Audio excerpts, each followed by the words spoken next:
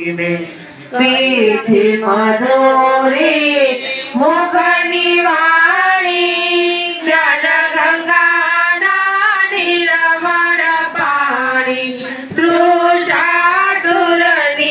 તરસ પાણી તૃષાતુરની તરસ પાણી 14 લોકના દેવો જાય એવા મારા ગુરુજીને વંદન કરીએ વાલા કરુણા સાગર ગુરુજીને દરવેદ સાગર જ્ઞાનજ કર્યા અજરત બાણા ઉલમા ઠરિયા છોડ ઋણાનું બંધે મળ્યા રણછોડ ઋણાનું બંધે મળ્યા પ્રેમી જનો સૌ પાયે લાગો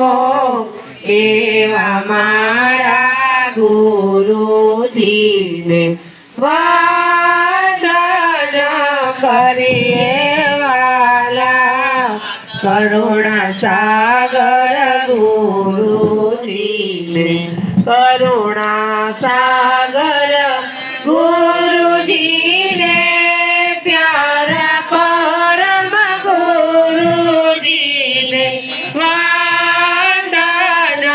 કરીએ વાલા કરુણા સાગર કરુણા સાગર ભગવાન ચેતન સકલ રહાય બિન સતગુરુ સંગ દર્શન ના પાય. હવે આવો ચેતન તમારામાં રહેલો છે, પણ આનો જાણકાર સતગુરુ જો મળે, કોણ આનો જાણકાર સદગુરુ તો ઘણા ડિગ્રી લગાવે છે. અત્યારે તો ગુરુઓનો કોઈ પારે નહીં, બધા પૂજનિક છે, વંદનીય. આપણે એને કોઈનો નિષેધ નથી કર્યો, પણ અહીંયા કઈ વાત કરી, એ વસ્તુને જાણનાર જે સદગુરુ હોય, નિજ સ્વરૂપનો અનુભવ કરનાર અનુભવ, તો કહે છે કે બિન સતગુરુ સંગ દર્શન ના પાય. આવા સદગુરુનો જો સંગ થાય અને એ સંગ થયા પછી જ્ઞાનરૂપી દર્શન ઊભું થાય. શું જ્ઞાનરૂપી દર્શન તમે કરો, સત્સંગરૂપી દર્શન કરો, તો એમાંથી આ ચૈતન્ય સ્વરૂપ શું મુદ્દો રહ્યો છે એ તમારા ચિત્તની અંદર, તમારી સમજની અંદર પ્રકાશિત થાય અને એને તમે સમજી શકો. હા, તપ્ત તેજ હેજ અનુસ્યુત તોઈ દ્વૈત આભ્રવિનો વર્ષન હોઈ કૈવલ્ય પદ્ધતિ મતે જનિજ સોહુ કરુણા નિરબિનો ભક્તિ ન હો. તપ્ત તેજ હેજ અનુસૂતતા. બીજો દાખલો પરમ ગુરુ દ્રષ્ટાંત આપીને તમને સમજાવે છે કે આ સૂર્ય એવો તપા અને એ અતિશય તપવાથી પૃથ્વી પર જે સમુદ્રો છે, જ્યાં જ્યાં પૃથ્વી પર પાણી હોય એ બધાની વરાળ બને. એટલે કહે છે કે તપ્ત તેજ હેજ અનુસૂત હોય. અગ્નિ તપવાથી એમાંથી જે હેજ ઉત્પન્ન થાય, દ્વૈત આબ્રબીનું ભરખ્યા ન હોય, તો એમાંથી જે હેજ ઉત્પન્ન થયું એનું વાદળ બન્યું. તો વાદળ દેખાયું, વાદળ, અને એ વાદળ દેખાયું અને વરસાદ એમાંથી પડે. શેમાંથી પડે? વરસાદ ડાયરેક્ટ સૂર્યના કિરણમાંથી ના પડે, ડાયરેક્ટ જળમાંથી અંદરથી ના પડે, પણ એની ક્રિયા બતાવી કે ભાઈ સૂર્ય તપે છે અને એના હેજમાંથી આ વાદળ બન્યું અને વાદળમાંથી વરસાદ ઉત્પન્ન થયો. હા હા હા, કૈવલ પદ તેમ તેજ નિજ સોહુ. એવી રીતે જેવી રીતે સૂર્ય રહેલો છે એમ કૈવલ પદ રહેલું છે. અને એ કૈવલ પદની અંદર દયાળુ 5 વિશેષણ જેને આપ્યા છે એવા કૈવલ કરતા આ પદની અંદર બિરાજમાન છે. કરુણા નિર્બિનું ભક્તિ ન કહો, અને એની કરુણા રૂપી કુબેર સ્વામી નામનું પાત્ર ધારણ કરી અને પરમ ગુરુજી અહીંયા આ પૃથ્વી લોક ઉપર આવ્યા અને જ્ઞાનની કરુણા એને વરસાઈ, અને એ કરુણાથી તમે આ ભક્તિ પ્રાપ્ત કરી અને એ પદમાં તમે જઈ શકો છો. તો આપણે કહીએ છીએ કૈવલ કૃપા. તો કૈવલ કૃપા કઈ આપણે ઘર ઉપર લખ્યું ને કૈવલ કૃપા, ગાડી લાવે તો કૈવલ કૃપા હે લખીએ છે ને. આપણે કોઈ નવા લગ્ન કર્યા હોય અને ઘેર બહુ હોય તેના કપાળમાં લખીએ છીએ કૈવલ કૃપા, એમાં નહીં લાગતા નહીં. તો કૈવલની કૃપા કઈ? કૈવલે પરમ ગુરુને મોકલ્યા એ મોટામાં મોટી કૃપા, બીજી કઈ કૃપા નહીં. જો પરમ ગુરુ ના હોત તો આ જ્ઞાન આ જગતમાં કોઈ જગ્યાએ હોત નહીં. તો બીજી કોઈ કૃપા નથી. તમારો બંગલો આવે તો તમે નીતિથી કમાયા એનો બંગલો છે, અનીતિથી કમાયા તો એનાથી બંગલો, જેનાથી કમાયા બંગલો એનો છે. તમે જે કંઈ કરો છો, જે કંઈ ક્રિયાઓ કરો એ બધી તમારી ક્રિયાઓ તમારા હાથે જ કરો છો. પણ કૈવલની કૃપા એક જ કૃપા છે કે એમણે પોતાની હજુરમાં રહેલા પરમ વિશેષ અંશને મોકલ્યા કે જાઓ જગત ઉપર અંશ અંશી પદનું જ્ઞાન આપો. આ શરીરને ચલાવનાર ચેતન કોણ અને આ જગતને બનાવનાર કરતા કોણ એનું જ્ઞાન આપવા માટે તમે જાઓ. તો પરમ ગુરુ શાના માટે આવ્યા છે? તમારા સ્વરૂપની ઓળખ કરાવવા અને કર્તા માલિકની ઓળખ કરાવી અને એની સાથે એકતા કરાવવા. હવે આ જ્ઞાન તમારા 15 ગ્રંથોમાં લખેલું છે, પછી ખોળી કાઢવાનું કે કઈ રીતે હું સ્વરૂપે થઈશ અને કઈ રીતે મારી એકતા થશે. એ દરેકનો પોતાનો વિષય છે. ગુરુ હંમેશા ત્યારે પરમ ગુરુ હયાત હતા ત્યારે તો બધાને તારવા જ આવ્યા હતા તો એકલા હુકમ ગયા? બધા જોડે લઈ ના જવાય ના. એ વખતે એમણે શું કર્યું? જ્ઞાન બોધ આપ્યો. શું આપ્યું? આખી સભા ભરતા અને સભામાં શું કરતા? જ્ઞાન કરતા. કોઈ ઉમંગમાં આવી અને કંઠીનો ઉપદેશ પણ લેતા. પણ એમાંથી તર્યા કેટલા ગણતરી કરીને બાપજીએ બતાવ્યા છે, અને બીજા તર્યા છે. તો બીજા કેમ ના તર્યા? સ્વયં પરમ ગુરુ પ્રગટ પોતે હતા. આમ હાથ કરે તરી ના જાય ના. પરમ ગુરુ તો જ્ઞાન આપ્યું તમને કે તમારું સ્વરૂપ શું છે અને હું જે જ્ઞાન આપું છું એ જ્ઞાન પ્રમાણે વર્તન કરી અને લક્ષ્ય ભજન કરી અને તમારા સ્વરૂપે થશો તો કૈવલની સાથે એકતા થશો. હવે તમારે કરવાનું છે.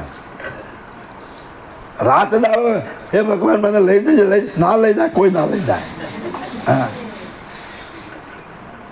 કર્મ કંઠે કરે और હું કે ધર્મ આગે ધરે કર્મ કંઠે કરે પાપને નવ કહે આય ને. મેં આટલું દાન આપ્યું, મેં આટલાને જમાડ્યા, મેં સમૂહ લગ્ન કર્યા, એ બધું જોર જોરથી ઢોલ વગાડીને આપણે કહીએ, વિડીયો ઉતારીને મોકલી જવા તો બધા જોવે કે મેં દાન આપ્યું. પણ ખાનગી પાપ કર્યું હોય કોઈ વિડીયો મૂકીએ છે એ કોઈ મૂકતા કેમ? એટલે બાપજી બોલ્યા કે ધર્મ આગે ધરે કર્મ કંઠે કરે પાપને નવ કહે આય ને. હું આ બધું કરું છું એટલે પાપ મારા પાસે નહીં આવે ના. એને સરવાળા બાદ બાકી છે જ નહીં. જે કરો એ બધું ભોગવવાનું, અને ભોગવશો એટલે ભોગ તો ના જ મળે. સીધો નિયમ છે કે જે કરશો એ ભોગવવા આપવું પડશે.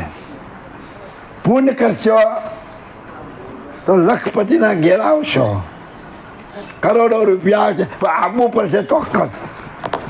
પાપ કરશો તો આપવું પડશે. એ પછી ફોર વ્હીલમાં આવે કે પેટે ચાલવામાં આવે કે ગમે એમાં આવે, પણ આવવું તો પડશે. પણ એ બંનેને વાત કરશો તો પાછું નહીં આવવું પડે. તો કોઈ ક્યાંક પુણ્યદાન નહીં કરવું, હવે પ્રશ્ન થાય ને. નહીં, પુણ્યદાન કરો પણ નિષ્ભાવે કરો, કોઈ પણ ભાવ સિવાય સહેજા સહેજ ક્રિયા કરો. કેવી ક્રિયા? સહેજા સહેજ. આ તો આપણને યાદ રાખ, મેં આ કર્યું હતું, 10 વર્ષ સુધી વાતો કરીએ. નહીં, પુણ્યદાન કરવું એ સારું, પણ એમાં તમારા મુક્ત થવું હોય તો સહેજ પણ મેં આ કર્યો ભાવ મૂકી દો અને એ બધું છોડી અને તમે લક્ષ્ય ભજનમાં રહો. કોઈ નર લક્ષ્ય ભજન વિના કોઈ નર જગત મેં હોય ન સુખી. આ દયાળુની ચોપાઈ. એટલે એ કહે છે કે કૈવલ પદ કહ્યું છે ભાઈ, હા, કરુણા નિર્બીનું ભક્તિ ના હોવું.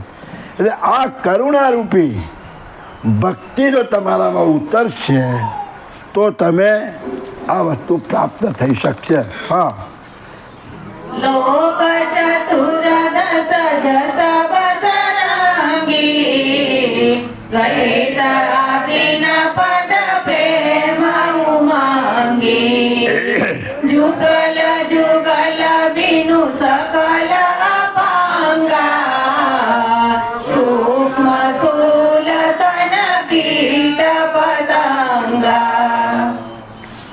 લોક ચતુર્દશ યશવસ રંગે દ્વૈત આધીન પદ પ્રેમ ઉમંગે. 14 લોકમાં તમે નજર પસારીને જુઓ કે 14 લોકની અંદર લોકોને કેવો રંગ લાગ્યો છે. ચતુર્દશ યશ વસ રંગી. પોતાનો યશ ફેલાય, પોતાની કીર્તિ ફેલાય, એના રંગમાં રંગાઈ ગયા. તમે બધું જ ત્યજી શકશો પણ માન, અપમાન અને યશ આ તમારાથી નહીં છૂટે. બીજી બધી વસ્તુ છોડવી સહેલી છે, પણ માન, અપમાન અને કીર્તિનો મદ એટલો બધો છે કે એ કીર્તિ કોઈનાથી છોડાય એવી જ નથી. અને એ વસ્તુ હાથમાં આવી પછી કાયમ મારી પાસે રહે એવો સદાના માટે ભાવ રહેલો છે. હવે પ્રત્યક્ષ નહીં જોતા, અત્યારે ચૂંટણી આવી છે તે ખુરશી તોડવા કોઈ તૈયાર છે? કેજરીવાલ ઉપર સમન્સ આ જ કરે છે, પણ દિલ્હીનો બાપ છું, ટિકિટ કપાઈ ગઈ તો ખુરશી ગઈ તો નિરાશ થઈ ગયા કે હવે મારું શું, મને કોઈ ગણશે. કીર્તિ મહાન છે. શું કહે છે? કીર્તિ, કીર્તિ તજવી. એટલે આ દયાળુ કહે છે કે લોક ચતુર્દશ યશવસ રંગે. પોતાના યશ ગવાય એમાં રંગીન બની ગયા છે, એમાં મસ્ત બની ગયા છે. ત્વૈત આધીન પદ પ્રેમ ઉમંગી. બીજા ત્વૈતના આધીન થયા. દ્વૈત એટલે તમારાથી બીજો પદાર્થ, ગાડી, બંગલા, મોટર, રૂપિયા, જમીન, દોલત, સ્ત્રી, પુરુષ, બાળકો, ધન, ધાન, આ દ્વૈતની સાથે પ્રેમ એટલો બધો વધી ગયો છે કે હું કોણ છું અને જગતનો સર્જનહાર કોણ છે એ બધા ભૂલી ગયા છે. હા, હા, યુગલ ચુગલ બીનું સકલ અપંગા. હવે બીજી વાત બની, યુગલ યુગલ બીનું સકલ અપંગા. આ બે ના હોય તો બધા અપંગ જેવા છે. સ્ત્રી ને પુરુષ ના હોય તો બેનો જુદા પાડી તો ના હોય તો એનું જીવન ખતમ થઈ જાય. સામે કોઈ પદાર્થ ના, અનાજ ના હોય તો તમે શું ખાઓ? અપંગ બની જાઓ ને. એટલે યુગલ વગર બધું જગત અપંગ છે. પણ અહીં કઈ લાઈનમાં કહ્યું? સૂક્ષ્મ સ્થૂલ તન કીટ પતંગા. સૂક્ષ્મ દેવો એટલે સૂક્ષ્મ ગાંઠો, સ્થૂલ ગાંઠો, કીટ પતંગથી માંડી જેટલા શરીરો છે એ બધા જ એ જોડી સિવાય. અને અપંગ છે એટલે એક એનું કાર્ય અધૂરું છે. અપંગ એટલે અધૂરું, પગ ના હોય ચાલી તો શકે પણ ડાળે ચાલે, ક્રિયા કરે પણ કેવું ચાલે. એટલે અપંગ એટલે કોઈ સહારા વગર તમે જીવી શકતા નથી. એમ અહીંયા શું કહે છે આગળ, આનો આશય બીજો બતાવે. જડ બિનુ ચૈતન કરત ન જ્ઞાના, બિનુ ચૈતન જડ શૂન્ય સમાના, ગઈત બિના નહીં હાસ્ય વિલાસા, જુગલ મિલે પદ પૂજ્ય પ્રકાશા. એટલે કે જડ બીનું ચૈતન કરત ન જ્ઞાના. હવે પેલો દ્રષ્ટાંત ઘાટોનો આપ્યો. હવે ઉપરની ગતિમાં પરમ ગુરુ લઈ જાય છે કે ઘાટ તો ખરો, પણ આ ઘાટમાં ચૈતન ના હોય તો શું થાય? એ અપંગ છે કે ના થાય? ચૈતન ના હોય તો ઘાટ ચાલી શકે ના થાય. અને ચૈતન એકલું હોય તો બોલી શકે? ચૈતન મુદ્દો છે, પણ એને બોલવા માટે દ્વૈત વસ્તુની જરૂર પડે. એટલે બાપુજી કહે કે જડ બીનું ચૈતન કરત ન જ્ઞાન. આ જળ શરીર ચૈતન મુદ્દા સિવાય જ્ઞાન કથી શકતું નથી. ગમે એવો રૂપાળો રાગ હોય, પંચમવેદમાં જાઓ, કદાચ માલિકે પોતાની ક્રિયાવૃત્તિ દ્વારા જે તત્વો ઈચ્છાવૃત્તિથી ઉત્પન્ન કરેલા હતા એ તત્વોને ક્રિયાવૃત્તિ દ્વારા 84 લાખ પ્રકારના ઘાટ બનાવ્યા. અને 5મી સંજીવન વૃત્તિથી બધા જ ઘાટ માપવાળા થઈ ગયા.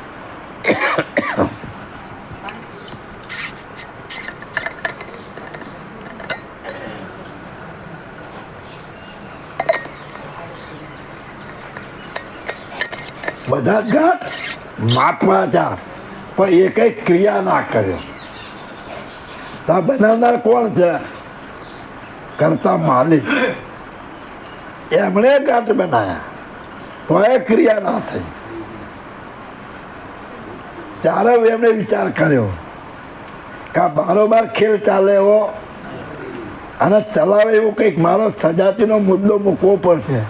હું ચેતન છું અને મેં બનાવ્યું તો બધું જળ છે, મારાથી બધું ઉત્પન્ન થયેલું છે, મારાથી જુદું છે. ત્યારે 6ઠ્ઠી અંશ વૃત્તિથી અંશો ઉત્પન્ન કરી અને ઘાટમાં પ્રેરક કર્યા. એટલે ઘાટ બધા ક્રિયા કરવા લાગ્યા. એટલે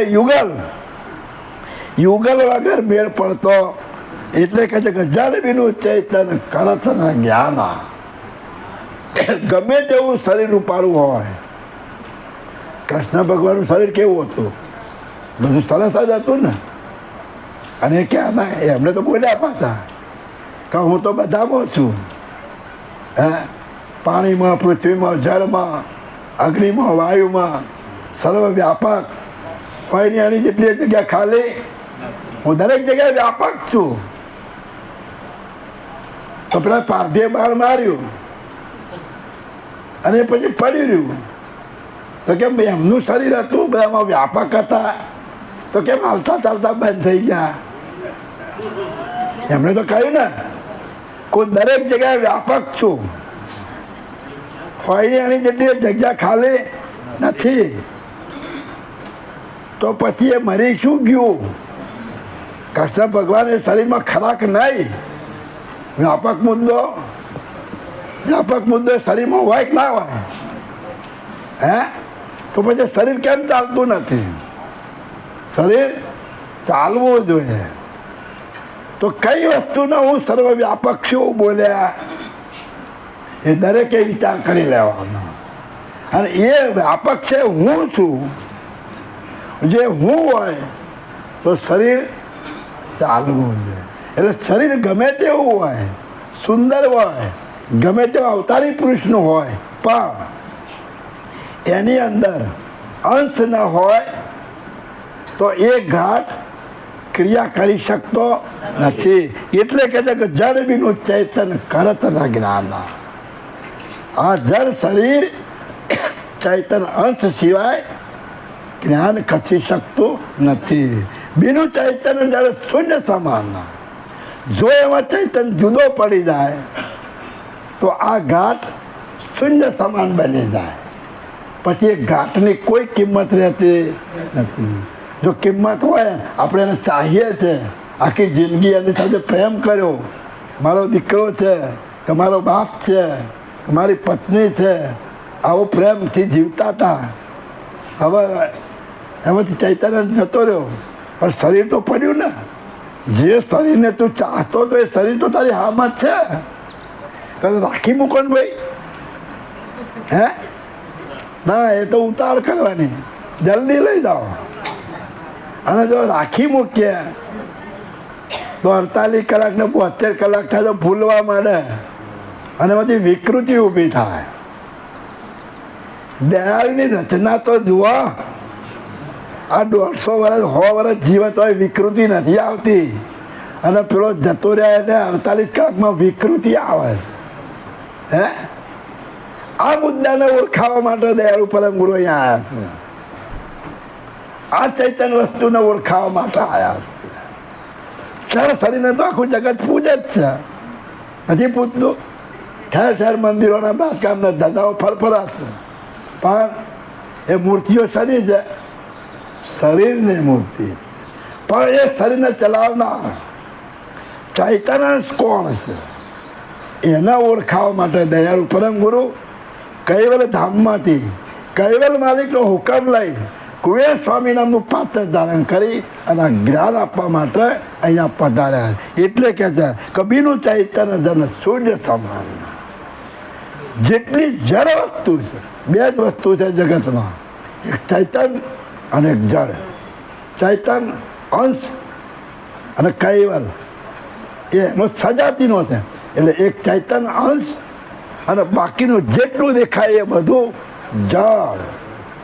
એ કોઈ ક્રિયા ના કરી શકતા, તમને આશીર્વાદ ના આપી શકે, કંઈ જ ના કરી શકતા.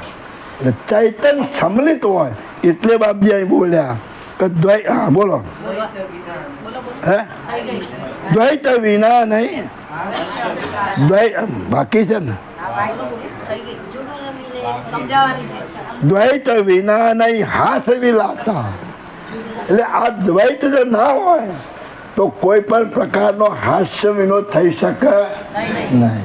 અત્યારે હાલે આપણે બધા ભેગા છીએ અને એકબીજાને બોલીએ છીએ, ચાલીએ છીએ, હસીએ છીએ, જ્ઞાન સાંભળો છો, કોઈ વસ્તુની આપણે કરીએ છીએ, તો આ ચૈતન્ય અને જડ સંમિલિત મુદ્દો છે તો હાસ્ય વિનોદ થાય છે. પણ જો આમાંથી ચૈતન્ય જુદો પડી જાય તો પછી પૂરું થઈ જાય, પછી હાસ્ય વિરોધ કોઈ થતો નથી. એટલે દૈત વિના નહીં હાસ્ય વિલાસા, યુગલ મિલે પદ પૂજ્ય પ્રકાશ. એટલે યુગલ જ્યારે મળે તો જ આ ઘાટનો પ્રકાશ થાય. આ ઘાટની અંદર જો ચૈતન્ય ના હોય તો આ ઘાટની અંદર આ ચૈતન્યનો જે પ્રકાશ દેખાય છે એ ચૈતન્યનો પ્રકાશ તમે જોઈ શકતા નથી. આ તમે ક્રિયા કરી શકતા નથી, કોઈ પણ ક્રિયા. આ યુગલ એટલે ચૈતન્ય અને જડના મિશ્રણ વગર કોઈ પણ ઘાટ ક્રિયા કરી શકતો નથી. હા, પ્રકૃતિ પુરુષ તન મૂલ અનાદિ અદ્વૈત હિત ભય સકલ સવાદી સોની નિજ સ્વાદ ભક્તિ રસ ભેદા કહત પુકાર ચાલુ સત વેદા. પ્રકૃતિ પુરુષ તન મૂળ અનાદિ. પ્રકૃતિ ને પુરુષ શું છે? અનાદિ. હવે આ વિષય કોનો છે? બ્રહ્મવાદીઓનો છે. એ પ્રકૃતિ પુરુષને અનાદિ કહે છે. આ સંપ્રદાય જે અદ્વૈત મત છે એ એમ કહે છે કે આ પ્રકૃતિ ને પુરુષ અનાદિ છે. એટલે બોલ્યા કે પ્રકૃતિ પુરુષ તન મૂળ અનાદિ. બીજી રીતે તમે જોવા તો આ ઘાટો જે બન્યા એમાં મૂળ પ્રથમ પ્રકૃતિ અને પુરુષ બનેલા. હવે એમ જોવા જઈએ ઘણા બધા પ્રશ્નો છે કે ભાઈ મનુષ્ય આપણે 84 લાખ પ્રકારના ઘાટ બનાવ્યા તો મનુષ્ય ઘાટ કેટલા? 13 લાખ પ્રકારના. પરમ ગુરુએ કેટલા બતાવ્યા છે? 13 લાખ પ્રકારના બનાવ્યા. તો પ્રથમ બીબા બન્યા તો કેટલા બીબા બન્યા છે? 13 લાખ પ્રકાર બન્યા ને. તો પ્રથમ પુરુષ પ્રકૃતિ કેવી રીતે આપણે સમજવું કે એક જ મુદ્દામાં જે બધું ફેલું ઉત્પાદન છે? તો પરમ ગુરુના સિદ્ધાંતે તમારે જવું હોય તો પ્રથમ નિરંજન તત્વ અને નિરંજન તત્વમાંથી અવાકૃત તત્વ અને એમાંથી પછી આ બોળો પસારો થયો. તમારે એ લાઈન લેવી પડે. પણ આ લાઈન વેદાંત અદ્વૈત મતની કે પ્રથમ નિરંજન અને શક્તિ પેદા થઈ અને નિરંજન શક્તિથી બ્રહ્મા વિષ્ણુ મહેશ ઉમિયા સાવિત્રી લક્ષ્મી હા પ્રથમ અમલી જ્યોત સ્વરૂપા જ્યોતિ છે ભાઈ શક્તિ અનુપા જ્યોત શક મિલ કિયા વિલાસા 3 પુત્ર પુત્રી ભાઈ तीनों पुत्र पुत्री के भय स्वामीનું ब्रह्मा को सावित्री संगी विष्णु को लक्ष्मी अर्धांगी शंकर को उमिया भाई नारी तीनों देव भय गरबारी विषय विलास ने પણ કીના ત્રીજા સંગ લાગી રંગ વિના બિંદુથી બેટા ઉત્પાના પ્રથમ સનક સનત થયાના તાર પીછે બેજા બહુ પુત્ર એકાદિક તાવ્યા ગરમંડા 3 પ્રજ્ઞા 21 બ્રહ્માંડા. હવે આ પરમ ગુરુના સિદ્ધાંતના આ મેળ પડે ખરો? વિચાર કરો કે આનો વિસ્તાર 21 બ્રહ્માંડોમાં બન્યા તો માનવ ક્યાંથી આવે, દાનવ ક્યાંથી આવે? વિચારવા જેવી વસ્તુ. પણ પરમ ગુરુએ 3 પ્રકારનું જ્ઞાન કથવ્યું છે. કેટલા? 3 પ્રકારનું. રોચક, ભયાનક અને યથાર્થ. રોચક જ્ઞાનની અંદર આ જગતમાં જે માનંદી ચાલતી હતી એ માનંદીને ભેગી લીધી. આ જગતની અંદર ભયાનક જ્ઞાન હતું એ ભયાનક જ્ઞાનને ભેગું લીધું છે. અને એમનું જે યથાર્થ જ્ઞાન છે, પ્યોર જ્ઞાન, એ આખો વિષય આખો અલગ છે. એટલે આ ગ્રંથોમાંથી આ 3 જ્ઞાનના પ્રકાર પાડતા તમને આવડવા જોઈએ. જો આ 3 પ્રકાર નહીં સમજો તો બધું ભેળસેળવાળું થઈ જશે કામકાજ. એટલે પરમ ગુરુનો જે મુદ્દો છે એ આખો સાઈડમાં રહી જશે. એટલે પરમ ગુરુએ આ 3 પ્રકારનું જ્ઞાન કથ્યું છે. એની સમજ ગ્રંથોનો અભ્યાસ કરી અને પ્રાપ્ત કરવાની છે. એટલે કહે છે કે પ્રકૃતિ પુરુષ તન મૂળ અનાદિ અદ્વૈત એ તો ભય સકલ સવાદી. આ અદ્વૈતમાંથી ઊભું થયું. એટલે વેદાંતમાં છે કે ભાઈ બ્રહ્મ સનાતન સત્ય છે, ભરપૂર ભરેલું છે અને વ્યાપક છે. આ બ્રહ્મમાંથી કોઈ કાળે અચાનક નિરંજન પુરુષ ઉત્પન્ન થયા અને એ નિરંજનમાંથી શક્તિ ઉત્પન્ન થઈ અને એ શક્તિના નિરંજનના સંયોગથી બ્રહ્મા વિષ્ણુ મહેશ આ બધું ઉત્પન્ન થયું. એટલે આ લાઈન કોની આવી? વેદાંત 4 વેદોની લાઈન. 4 વેદમાં પાછું વેદાંત શાસ્ત્રમાંથી આવે. તમારા સમજવું હોય તો પંચમ વેદમાં જવું પડે અને ખટવૃત્તિનો ખેલ પકડવો પડે. અને ખટવૃત્તિના ખેલથી જો તમે સમજો તો યથાર્થ જ્ઞાન પરમ ગુરુએ સૃષ્ટિ કેવી રીતે બનાવી એની સમજ તમને પડે. હા હા હા સોહીની જે સ્વાદ ભક્તિ રસ પેદા. એટલે આ નિરંજન અને ભક્તિ, નિરંજન અને શક્તિ જે પેદા થયા એમાંથી જે દ્વૈત ઊભું થયું એ દ્વૈતના સ્વાદમાં આ બધા મશગુલ બની ગયા. પણ એમને ઈચ્છા થઈ કે જગત કોણે બનાવ્યું છે. એટલે કહે છે કે કહા તો પોકાર 4 સત વેદા.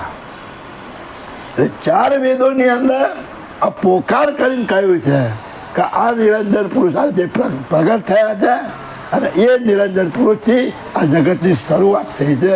એવું આ 4 વેદોમાં પરમ ગુરુએ લખ્યું. કે 4 વેદો દ્વારા આ અદ્વૈત મતનું પદનું જે જ્ઞાન છે એ જગતમાં વિસ્તાર પામેલું છે. હા, નિગમ નિરૂપ સ્વરૂપ સરાય, તાઈ વિમલ જસ સબ જન ગાય, ગાવત જસ જીનુ મોક્ષ હિ પાવા, સાતે સકલ સર્વ કરત હિ જાવા. નિગમ નિરૂપ સ્વરૂપ સરાય એટલે આ 4 વેદોની અંદર નિગમ નિરૂપ સ્વરૂપ સરાય, વેદોએ તમારું સ્વરૂપ કેવું છે એની સરાય ના કરી છે. કોઈને એમ થાય કે ભાઈ આપણા સ્વરૂપને, પણ ના, એ જે સ્વરૂપ માને છે એની વાત છે. તમારા નિજ સ્વરૂપને જે પરમ ગુરુએ બતાવ્યું એ મુદ્દો અહીં નથી. પણ શું કહે છે કે નિગમ નિરૂપ સ્વરૂપ સરાય, નિગમે જે સ્વરૂપની ઓળખાણ કરાવી છે, નિગમે જે વાતો કરી અને તમને સ્વરૂપમાં સ્થાપિત કરે કે આ સ્વરૂપ તારું છે, સાઈ તાઈ વિમલ યશ સબ જન ગાય, એનું યશ આખું જગત ગાય છે. આ જગત કોના જશ ગાય છે? બ્રહ્મના જશ ગાય. બ્રહ્મ સત્યના જગત મિથ્યા. આગળ મુદ્દો આવે ને સચિદાનંદ, આ સચિદાનંદ સ્વરૂપ જે બ્રહ્મ છે એનું નિરૂપણ વેદોએ કરેલું છે અને એ નિરૂપણ દ્વારા જગતના બધા જ જીવાત્માઓ એની સરાહના કરે છે અને એની જ ભક્તિ કરે છે. ગાવતા યશજીનું મોક્ષ પાવા, હવે એ સ્વરૂપને પ્રાપ્ત કરી અને મોક્ષ પ્રાપ્તિ કરવા માટે આખા જગતના મહાપુરુષો એના યશ ગાય છે. તાતે સકલ સર કરત હિ ચાહવા, એટલે જગતના જે મહાપુરુષો થઈ ગયા, જે મતમતાંતરો થઈ ગયા, એ આ વેદોની જે વાણી છે એ વેદોની વાણીને સમજી અને આ મારું મૂળ પદ જે છે એ મારું સ્વરૂપ છે એવી ચાહના કરી અને અનિલ ભાવે એની ભક્તિ કરવા માટે આ જગત મથી રહ્યું છે. હા, વ્યાકરણ ભાષ વ્યાસ અનંતો, કથત વાણી સર્વ છાન નિદાંતો, શાસ્ત્ર ઘટ ઘટ મટ પટ શોધે, વિધિ નિષેધ ભેદ ભવ બોધે. વ્યાકરણ ભાષ અભ્યાસ અનંતો, આ અભ્યાસ કરતા કરતા મહાપુરુષોને સરળ રીતે સમજાવવા માટે વ્યાકરણની રચના કરી અને એ વ્યાકરણની રચના કરી અને કથત વાણી સર્વ છાન તંતુ, અને એ વ્યાકરણ ઉમેરી અને એમણે જે વાણીની રચના કરી એમાં એક એક તત્વોના જુદા પાડી અને તત્વજ્ઞાનની રચના કરી અને જગતના જીવોને સમજાવવાનો પ્રયત્ન કર્યો વ્યાકરણ વાણી દ્વારા. શાસ્ત્ર ખટ ઘટ મટ પટ શોધે, અને એ 4 વેદોની રચના થઈ. એમાં 6 ઋષિમુનિઓ અભ્યાસ કર્યો. તો આ 6 ઋષિમુનિ કેવા હતા? મહાન જ્ઞાની પુરુષો હતા. જેવા તેવા છતાં 6 મત ઉભા થયા. 6 શાસ્ત્રોની રચના થઈ. કેટલા શાસ્ત્રોની રચના થઈ? વેદ રચનાર કોણ? એક જ. વેદની રચના કરનાર બ્રહ્માજી એક જ હતા. એનો આશય શું છે? બ્રહ્મા સમજતા હતા. પણ 6 ઋષિમુનિઓ અભ્યાસ કર્યો એટલે 6 મત જુદા જુદા પડ્યા. કથા શાસ્ત્ર ખટ ઘટ મટપટ શોધે. આ શાસ્ત્રોની અંદર એને વિભાગ પાડ્યો કે ભાઈ આ આત્મા કેવો છે? ઘટાકાશ, પટાકાશ ને મઠાકાશની અંદર. ઘટાકાશ એટલે કળામાં રહેલું આકાશ. ઘટાકાશ એટલે આ ઘાટમાં રહેલું આકાશ. તમારા ઘાટમાં આકાશ તત્વ રહેલું છે, વ્યાપક આકાશ છે, એ ઘાટમાં રહેલું છે. પટાકાશ, આ પડદો બનાવ્યો તો એમાં આકાશ છે. પટાકાશ ઉપર કોઈ પડદો આવે તો એમાં આકાશ છે. તો આ બધાએ આ ઘટ મઠ ને પટની અંદર પોતાનું ચૈતન્ય સ્વરૂપ શોધવા માટે પ્રયત્ન કર્યો. શાસ્ત્ર ખટ ઘટ મઠ પટ શોધે, એમાં પોતાના સ્વરૂપની શોધ કરે છે. વિધિ નખેદ ભેદ ભવ બોધે, એમાં આનો નિષેધ કરેલો છે. ભક્તિનો નિષેધ કર્યો. કેવી રીતે? કે ભાઈ આ દિવાલ પડી ગઈ તો આ આકાશ મહાદ આકાશને મળી ગયું. એમાં આકાશને ભક્તિ કરવાની ક્યાં આવે છે? આ શરીર પડી ગયું એટલે આમાં જે તું ચૈતન્ય જીવ રૂપે રહ્યો છે વ્યાપક, એ મહાદ વ્યાપકમાં ભરી ગયો. તારે ભક્તિ છે નહીં કરવાની. હવે આ કોના સારું ના લાગે? પછી કરવાનું જ નહીં. મરી જાય એટલે ભળી જઈશું, જવા દો ને. કોણ ગુરુ કોણ નહીં કહેતા, એક ડાળ પે તો પંછી બેઠે, કોણ ગુરુ કોણ ચેલા. હે, વ્યાપક વસ્તુને પહેલી સમજવી પડે. ઠસ રસ કોઈ જગ્યાએ ખાલી ના હોય, એને વ્યાપક કહેવાય. તો જેટલા ઘાટ છે એ બધામાં વ્યાપક મુદ્દો રહેલો. તો એક જ છે ને, તો પછી એકને દુઃખ, એકને સુખ, એક આનંદ કરે, એક મોજ કરે, એક રાડો પડે, કેમ આવ? એક જ મુદ્દો હોય તો પરમ ગુરુએ જુદું પાડ્યું કે ભાઈ અંશો અનેક છે. પેલા લોકો શું માને છે? એક જ છે, વ્યાપક છે. તું મરી જઈશ એટલે ભળી જઈ, ભક્તિ કરવાની કોઈ જરૂર નથી. એટલે નિષેધ કર્યો. શું કહે છે? કે એને નિષેધ કર્યો. વિધિ નખેદ ભેદ બહુ વાક્ય, એનો ભેદ સમજાયો. પણ ખરેખર એટલે આપણે કૃષ્ણનો દાખલો આપ્યો ને, કે કૃષ્ણ ભગવાને કહ્યું કે હું વ્યાપક છું સર્વ જગ્યાએ. તો પડી રહ્યું એનું શું? આ મળદામાં વ્યાપક મુદ્દો તો છે કે નહીં? તો કઈ વસ્તુને હું માન્યું એમણે? દાખલા તરીકે પ્રણવ. પ્રણવ ક્યાંથી લઈએ છીએ? આકાશમાંથી લઈએ છીએ અને મૂકીએ છીએ. આવે છે ને જાય છે.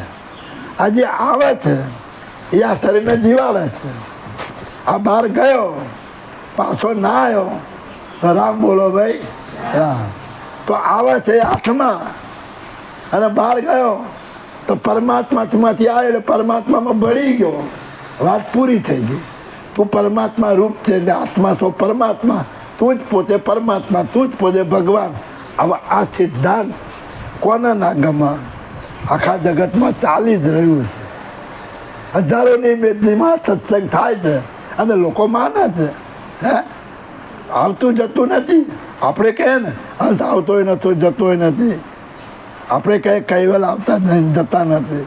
તો એ લોકો કહે છે કે અમે આવતા જતા નથી. હા, તો બોલવામાં શબ્દો બધા એક આવવાના. હવે પરમ તત્વ બોલ્યા તો એ લોકોએ પરમ તત્વ બોલે. પણ તમે પરમ તત્વ કોને માનો છો અને એ પરમ તત્વ કોને? તમે આત્મા બોલો છો, એ લોકો આત્મા બોલે છે. તો તમે આત્મા કોને માનો છો? એ લોકો આત્મા કોને માનો? તમે પણ પરમાત્મા બોલો છો તો એ પણ પરમાત્મા બોલે છે. તો તમે પરમાત્મા કોને માનો છો? એ પરમાત્મા કોને માને છે? બહુ ભેદ ભરેલી વાત છે. બધી ગુરુગમની વાતો છે. આપણો જે આત્મા બતાવે છે પરમ ગુરુ, એ મરતો નથી. એમનો આત્મા મરી જાય છે. એમનો આત્મા ભાન વગરનો છે. તમારો પરમાત્મા કૈવલ માલિક છે. એમનો પરમાત્મા ક્રિયા વગરનો છે. એના લક્ષણ કેવા છે? એમના પરમાત્મા બ્રહ્મ, અડોલ, અવાચ્ય, અકર્તા, ભાવાભાવ રહિત, અક્રિય. હે, કશું જ ના કરી શકે. તો તમારી એ ભક્તિ શું કામ નહીં? તમે કોઈ નદીની અંદર ઊભા રહી અને નદીની જળને પૂજા કરતા હોય, નદીની પૂજા કરતા હોય અને વચિંતાનું પૂર આવે તો નદીને એમ ના થાય કે અમારો ભગત છે ને બહાર ધક્કો મારીને કાઢી મૂકવું? એ તો લઈ જા જોડે. હા, તો તમે એની પૂજા કરો તો તમે ભાનવાળા છો, નદી ભાન વગરની. તો જે બ્રહ્મની તમે પૂજા કરો છો એ બ્રહ્મ ભાન વગરનું છે અને તમે ભાનવાળા છો. તો ગમે એટલી ભક્તિ કરશો તો તમને મદદ શું કરશે? કરી શકવાનું છે? નથી કરી શક. તો એ ભક્તિ વ્યર્થ છે એવું દયાળુ કહે છે. તો દયાળુનો જે સિદ્ધાંત છે એ દુનિયાના સમગ્ર સિદ્ધાંત કરતા જુદો છે. અનેક ન્યાયો દ્વારા સાબિત કરી અને તમને ચોખ્ખી વસ્તુ સમજાય છે. હા, એટલે શું? દ્વૈત વિના પ્રકૃતિ. હા, નંબર બોલો.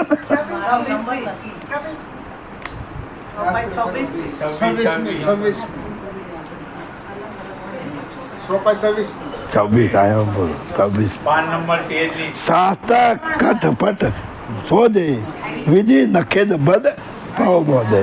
એટલે બ્રહ્માજીએ ભક્તિ માટે પુરવિડા મૂકી દીધું છે, એનો વિરોધ કરેલો છે. હા, સર્વ મિલી ચાર સિદ્ધાંત નિકારે, ભક્તિ અનિન પદ પ્રગટ પુકારે. પુરાણ અષ્ટાદશ જસ જેહી ભેદા, વદિત સત ભક્તિ ઓર નખેદા. એટલે જે શાસ્ત્રોની રચના થઈ એમાં આ 6 ઋષિમુનિઓએ ભક્તિ ઉમેરી ત્યાં, કારણ કે એમાં ઈશ્વર પદની સ્થાપના કરી છે. શાસ્ત્ર વેદાંતમાં ઈશ્વર પદની હું તું ને તે, તમ પદ તત્પદ ને અસી પદ, આમાં અહમ બ્રહ્માસ્મિનો વિષય નહીં આવતો. એટલે એમણે અમુક ઋષિમુનિઓએ ભક્તિ કરવી એવો સહારો લીધો. ભાઈ ઈશ્વર છે અને એનો સહારો ભક્તિનો લીધો. એટલે સર્વ મિલી સાર સિદ્ધાંત નીકાળે. એ વેદાંતને એક બાજુ મૂકી અને આ બધા ભેગા થઈ અને એનો સાર કાઢ્યો. અને એ સાર કાઢીને ભક્તિ અને પદ પ્રગટ પોકારે. તો ભાઈ ભક્તિ તો કરવી પડશે, કંઈક છે ખરું, આપણને સમજ પડતી નથી પણ કંઈક છે ખરું. એટલે એ પ્રાપ્ત કરવા માટે એમને ભક્તિનો રસ્તો પકડ્યો. પુરાણ અષ્ટાદશ યશ જે વેદા, બબીદ સત ભક્તિ ઓર નખેદા. એટલે એમાંથી જે પુરાણ હતા એ પુરાણોમાં નકરી ભક્તિ મૂકી દીધી. પણ ભક્તિ કોની મૂકી?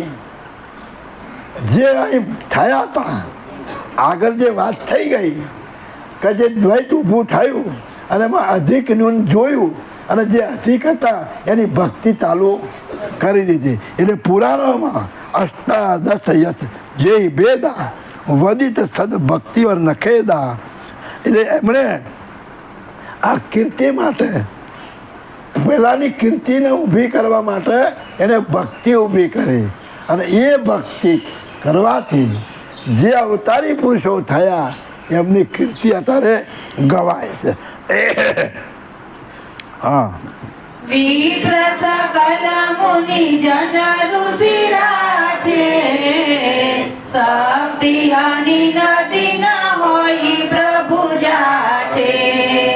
સંત અનંત કોટ ઉરાસે, પ્રેમ ભક્તિ રસ પ્રગટ પ્રકાશે. વિપ્ર સકલ મુનિજન ઋષિ રાચે. ભક્તિ અને દિન હોય પ્રભુ જાત. એટલે એમાં બ્રાહ્મણો પડ્યા પાછા. એટલે એમણે ભક્તિ ચાલુ કરાવી પણ એનું સ્તર ધીમે ધીમે ધીમે નીચું આવતું ગયું. જેમ બ્રહ્માજીએ વેદોનું જે પદ બતાવ્યું એમાં ભક્તિની જરૂર નહીં એવું બતાવ્યું. શાસ્ત્રો આવ્યા તો એમાં કંઈક બીજું બતાવ્યું.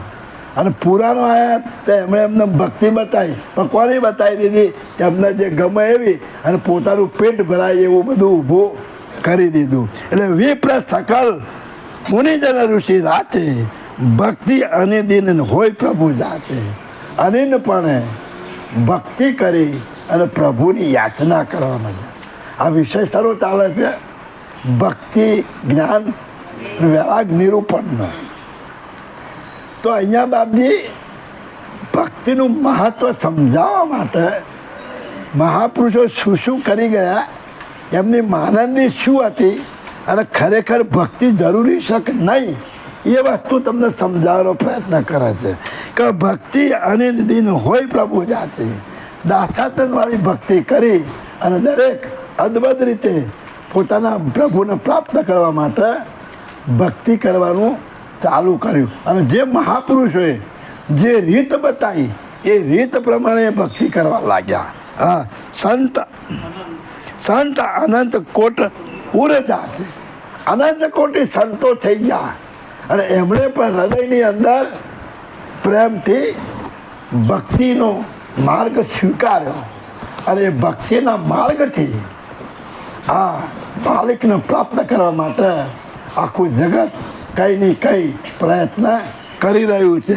પ્રેમ ભક્તિરથ પ્રગટ પ્રકાશ છે અને એમાં પણ પ્રેમવાળી ભક્તિ 10 પ્રકારની ભક્તિ કહી ને, એમાં પ્રેમ લક્ષણા ભક્તિ, કીર્તન ભક્તિ, નાચવાની ભક્તિ, ગાવાની ભક્તિ, બધી 5-10 પ્રકારની ભક્તિનું વર્ણન કર્યું.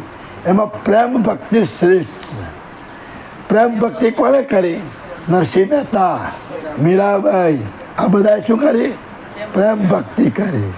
એમણે બીજું કંઈ જ્ઞાન કથ્યું પણ પ્રેમની અંદર મશગુલ બની એક રસ થઈ, એમને ગુરુ મળ્યા, પછી સાચી ભક્તિ કરી. હો, પહેલાં કૃષ્ણની ભક્તિ કરતા, મીરાબાઈ કૃષ્ણની ભક્તિ કરતા.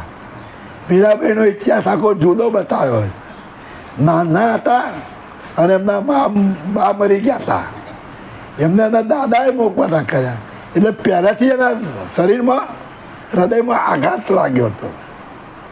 એના દાદાએ મોટા કર્યા અને એમના તલવારબાજી, ભાલાબાજી, તીરકામ, ઘોડેસવારી બધું જ શીખવાડ્યું હતું મીરાબાઈ. અને એ શીખવાડ્યા પછી જ્યારે મોટા થયા ત્યારે એમણે રાણાની સાથે એના દાદાએ સંબંધ જોડ્યો અને એ સંબંધ જોડ્યો એ વખતે એના દાદા મરી ગયા એટલે વધારે આઘાત લાગ્યો. અને ત્યાર પછી એના લગ્ન થયા રાણા સાથે અને 10 વર્ષ કે એવા 4 વર્ષ કેટલો ભોગ ભોગ્યો હતો સંસારનો અને એના પતિ મરી ગયા એટલે એને વૈરાગ જાગ્યો અને પછી એ ભક્તિ માર્ગમાં વળેલા. પેલી વાતો છે ને મૂર્તિ લઈને ફરતા ના, એ તો બધું જોડેલું છે હતું. પણ એ વખત આ ભક્તિ કેવી હતી? પદાર્થની ભક્તિ હતી, એટલે રૂપની ભક્તિ હતી. પણ જ્યારે રૈદાસ ગુરુ મળ્યા પછી એમના ભજનો બધા બદલાઈ ગયા અને પછી ભજન કયું આવ્યું? આત્માને ઓળખ્યા વિના લખ 84 નહીં. પછી કૃષ્ણના ભજન બંધ થઈ ગયા. એવું નરસિંહ મહેતા નહીં થયું, એ કૃષ્ણની ભક્તિ કરતા હતા. પણ એમને પણ જ્યારે ગુરુ મળ્યા પછી બોલ્યા કે આત્મતત્વ ચીન્યા વિના સર્વ સાધના જૂઠી. તો આત્મતત્વની પોતાના સ્વરૂપની ભક્તિ કઈ છે અને જગત ભક્તિ કઈ કર્યું છે, એ ભેદ જો તમે નહીં સમજો તો તમારી પાસે ઊંચું જ્ઞાન હોવા છતાં તમે છેવટનું પદ પ્રાપ્ત કરી શકાશે નહીં. હા, 14 લોક મોક્ષ સૌ બદને, ભક્તિ સુભગ પદ સદ કરી નરને, સુનહો સંત મમ સુગડ સચેતા, અનિલ દાસ હરિજન હિ સમેતા. 14 લોક મોક્ષ છો વર્ણે, ભક્તિ શુભગ પદ સદ કરી નાણે. 14 લોકની અંદર જેટલા મત પંથો છે એ એમની બનાવેલી ભક્તિ દ્વારા તમને મોક્ષ મળશે એવું વર્ણન બધા કરી ગયા. 14 લોક મોક્ષો વર્ણે. કોને વર્ણન કર્યું? એ પુરુષોએ વર્ણન કર્યું છે. પરમ ગુરુનું આવતું નથી. એ પુરુષોએ આ ભક્તિ દ્વારા મોક્ષ પદ મળશે એવું વર્ણન એ લોકો કરી ગયા. ભક્તિ શુભક પદ સદ કરી નાણે. આ ભક્તિ છે એ સુખદાયી છે, એ પદ પ્રાપ્ત કરવા લાયક છે. એટલે ભક્તિ રસ ને દયાળુ બે રીતે ગાતા ચાલ્યા છે. બંને સાઈડ તમારે પકડવાની. પેલા લોકોએ ભક્તિનું વર્ણન કર્યું, પરમ ગુરુએ ભક્તિનું વર્ણન કર્યું. તો પેલા કઈ ભક્તિ કરે છે, તમારા કઈ ભક્તિ કરવાની. એટલે કહે છે કે સુરો હો સંત મમ સુગર સચેતા. એટલે હે મારા સંતજનો, તમે સચેતન થઈને સાંભળો. અનિન દાસ હરિજન હે સમેતા. દાસાતન વાળા હરિજનો અને સંતો બધા જ મારી વાતને તમે સાંભળો. અનિન દાસ પણ હું ભોગવી, અનિન દાસ થઈ અને તમને હું જે જ્ઞાન સમજાવું છું એ સમજવાનો પ્રયત્ન કરો. હા, એની વિધિ સોજ ખોજ હમ કરહી, વિનવ ભક્તિ કહો નહીં નિસરહી. તાતે સકલ જન ગ્રહો મમ ચરણા, કોઈ રોહી દિન લીના શરણ શરણા. એ વિધિ સોજ ખોજ આમ કરી. દયાળુ કહે છે કે આ રીતે હું આ જીવ ઉપર આવી અને જગતમાં પસારી અને બધા જે ભક્તિ કરે છે એની ખોજ કરી અને મેં એનો વિચાર કર્યો અને મેં એને સમજીને તમને સમજાવું છું. પોતે આવ્યા, જગત કેવી ભક્તિ કરે છે, કયા પ્રકારની ભક્તિ કરે છે, એની માનંદી શું છે, એનું લક્ષ્ય શું છે, શું પ્રાપ્ત કરવા મથી રહ્યો છે, આ બધી મેં ખોજ કરી. અને એ ખોજ કરી અને હું આના નિર્ણય ઉપર આવ્યો છું. કબીન હો ભક્તિ કહું નહીં નિસ્તરે. એ ભક્તિ કર્યા વગર કોઈનો નિસ્તાર થાય એવો નથી. એટલે ભક્તિ તો બધી કરવી જ પડશે. હા, તાતે સકલ જન ગાહો મમ શરણા. એટલે કે છે કે હે પુરુષો સંતો જનની મેદનીમાં કહે છે કે એટલે તમે મારું શરણ ગ્રહણ કરો. સાચી ભક્તિ તમારે પ્રાપ્ત કરવી હોય તો મારા શરણમાં આવો. હું તમને સાચી ભક્તિ બતાવીશ. હોય રહો દિન લીન અશરણ શરણા. તમે લીન થઈ જાઓ. આજે આ તમારું જે શરણ છે, કોઈના શરણમાં ના થશો. આ શરણ જે કોઈના શરણમાં નથી એના શરણમાં તમે જાઓ. એના શરણમાં હું તમને મોકલીશ. આખું જગત તો કોઈકના શરણમાં છે, પણ હું એવા શરણમાં મોકલું કે એ કોઈના શરણમાં નથી. એટલે કહે છે કે હોય રહો દિન લીન અશરણ શરણા. હા, કરહુ સકલ હમ જબી ભવ પારા, દેવ પઠવાઈ નિજ ધામ હમારા.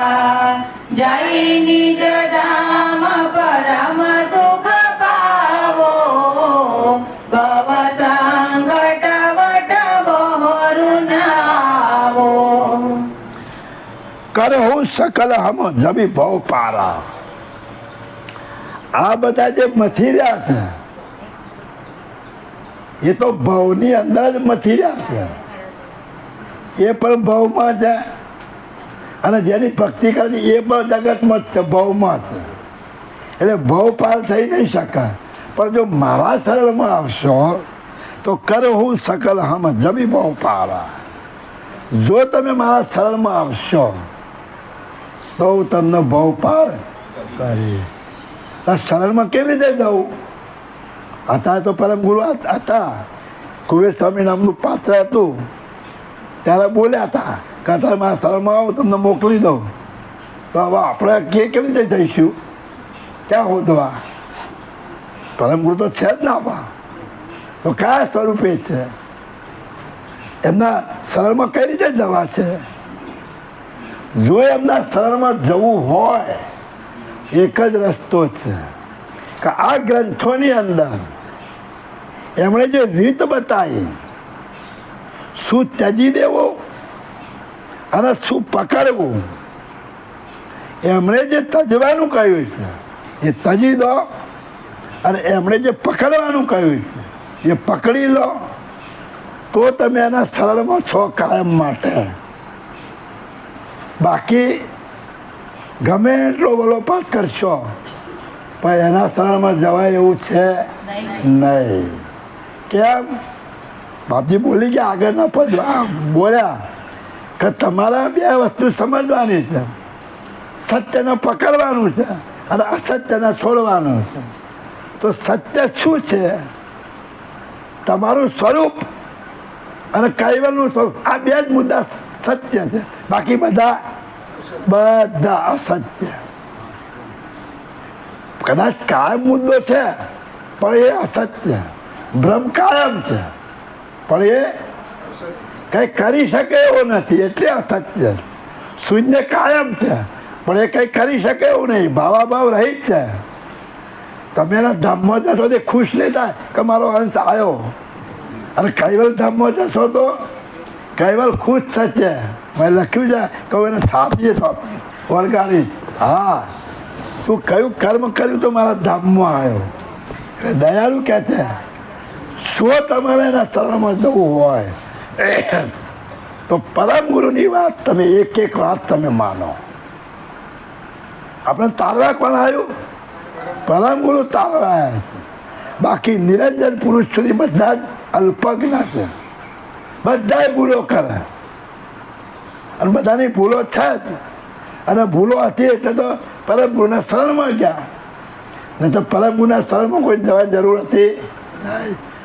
પણ 14 લોક સુધી નિરંજન સુધી જેટલા પુરુષો છે એ બધાની ભૂલો થવાની ને થવાની. એટલે પરમ ગુરુ દયાળુની વાત 100% સાચી માની અને એના ઉપર વિશ્વાસ રાખી અને એમણે જે ભક્તિ માર્ગ બતાવ્યો છે એ માર્ગ ઉપર જો ચાલશો તો 100%ની ગેરંટી છે કે તમે તમારા સ્વરૂપે થઈ શકશો. દેવું પઠવાઈ નિજ ધામ અમારા. હું જે ધામમાં રહું છું એ ધામમાં તમને હું મોકલી દઈશ. પણ ક્યારે? એમનું કહેલું માનશો તો આપણે એમનું કહેલું ક્યાં માનીએ છીએ? માનીએ છે નહીં માનતા. એમનાથી વિપરીત જ કર્યો છે. આખો સંપ્રદાય વિપરીત ચાલે છે. એક વાત પરમ ગુરુની જો તમે સ્વીકારો અને એ પ્રમાણે જ્ઞાન કથો, એ પ્રમાણે એની ભક્તિ કરો, એ પ્રમાણેની ઉપાસના કરો અને એ પ્રમાણે જો તમે ચાલશો તો આ તો પરમ ગુરુનું વચન છે કે હું તમને કૈવલ ધામની અંદર પહોંચાડી દઈશ.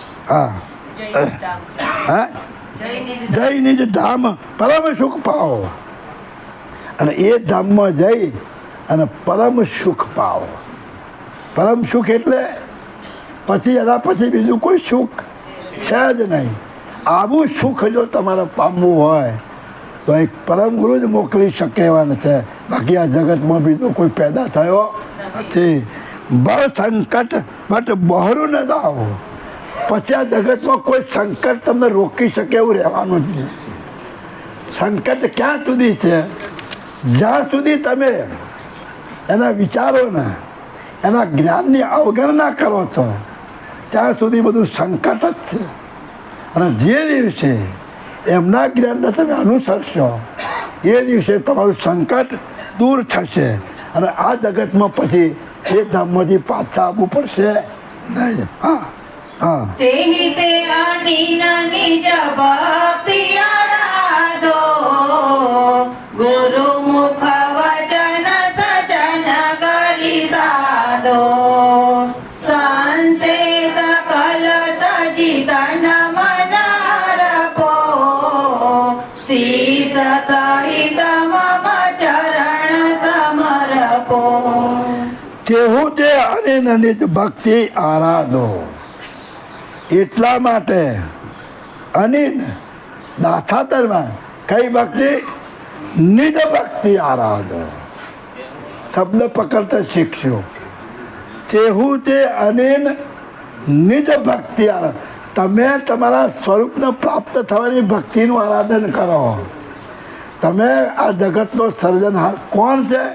એને પ્રાપ્ત કરવાની ભક્તિનું આરાધન કરો, બીજી કોઈની ભક્તિ નહીં. તેવું તે આની ભક્તિ આરાધો, ગુરુમુખ વચન સચન કરી સાધો. ક્યારે કરી શકશો? ગુરુના મુખમાંથી જે વચનો, કયા ગુરુના?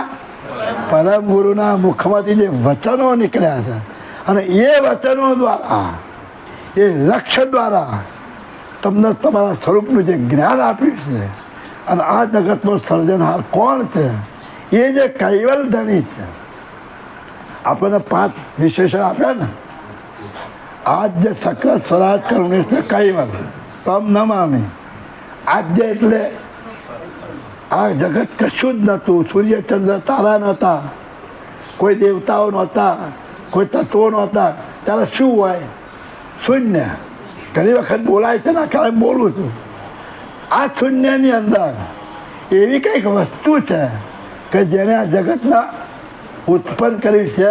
એને આદ્ય કહેવાય કે ના કહેવાય? આદ સક્રત. આ જેટલું દેખાય છે, સૂર્ય ચંદ્ર તારા, દેવદાનવ માનવ, પશુ પંખી ઢોર ઢાખર, આખું જગત બનાવનાર એ સક્રત. એ મુદ્દો આદ્ય છે ને, એણે આ બનાવ્યું સક્રત. સ્વરાજ જેટલું ઉત્પન્ન કર્યું છે એમાં એનું જ રાજ છે. કોનું? જે શૂન્યમાં જે મુદ્દો રહ્યો છે ને, એને સ્વરાજ કહેવાય. એનું જ કરુણેશ. બધા ઉપર સરખી કરુણા. તમે એને માનો કે ના માનો. કેટલા ધર્મો છે? મુસલમાન, યહૂદી, બૌદ્ધ, હિન્દુ ધર્મ ફાટા પાર વગરના. પણ સૂર્યનો ઉદય થાય તો પ્રકાશ બધાને મળે, વરસાદ આવે તો બધાને મળે, આ પ્રણવરૂપી જીવન બધાને મળે. તો કેવા છે? કરુણેશ. કોઈના ઉપર અકરુણા કરતા. અને કૈવલ એટલે વર રહિત. તો આ જે સક્રત સ્વરાજ કરુણેશ કૈવલ, આ કોના લાગે છે? સર્જનહાર. તો કોણ સર્જનહાર? ખોરી કાઢો. આવે આ 5 લક્ષણ કયો? શું કહ્યું? આ 5 લક્ષણ બતાવ્યા છે. પણ ખરેખર સર્જનહાર કોણ છે? ખોરી કાઢજો, તમારા ગ્રંથોમાં જ છે બધું. આ 5 તો શું બતાવ્યું? વિશેષણ બતાવે કે મારો સર્જનહાર ને આ શબ્દો લાગુ પડે છે. આ જગતનું બનાવનાર જે છે એ મુદ્દાને તમારે આરાધન કર્યું હોય તો આ જે સક્રત સ્વરાજ કરુણેશ કૈવલ તમ નમામી, તો એ નમસ્કાર એને પહોંચશે. પણ એ શું? એ હોદવાનું ગ્રંથોમાંથી બાકી રાખું છું. હા, કઈ ચોપાઈ છે પાછું? હા હા, એટલે સંશે સકલ તજી તન મન અર્પો. એટલે આ દુનિયાના જગતના બધા સંશોએ છોડી દો અને તમારું તન મન મને અર્પણ કરી દો. હવે તન મને અર્પણ કરે તો શું થાય? અત્યારે ક્યાં આપવા જવું? પણ કાલ સમજાય તું એમ તન મનથી તમે એ માલિકનું ભજન કરો. તમને એ બતાવ્યું છે ને, 2 ચોપાઈ બાકી છે. એનાથી તમે એનું ભજન કરો અને મારા સ્થળમાં, મારા જ્ઞાનમાં તમે સમર્પણ થઈ જાઓ. હા, શીશ સહિત મમ ચરણ સમ. એટલે માથા સહિત તમે મને અર્પણ કરો. બોલો જલ્દી જલ્દી બોલી નાખો ને.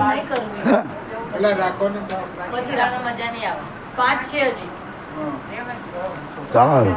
શ્રીમદ કરુણા સાગર ભગવાન કૈવલ ધામ કથા પૂર્ણાવતી કા જય સાત કૈવલ સાહેબ. હવે હા, સાસાથી પધારેલા પૂજ્ય માધવ પ્રિયદાસજી પાસે કંઈક આપણે સાંભળીએ.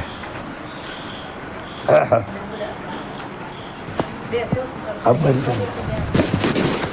અહીંયા આવી જાઓ.